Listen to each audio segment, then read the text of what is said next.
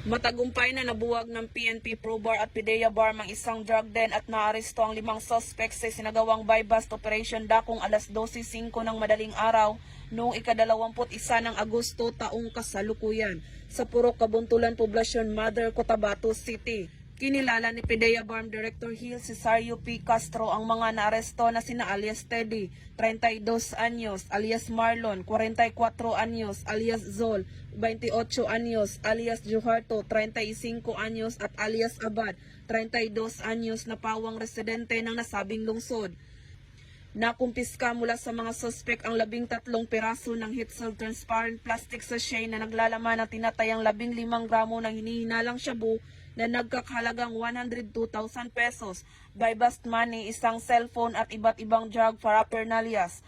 Nahaharap ang mga ito sa kasong paglabag sa Republic Act 9165 o Comprehensive Dangerous Drugs Act of 2002 at kasalukuyang nasa kustudiya ng PDEA Barm para sa tamang disposisyon.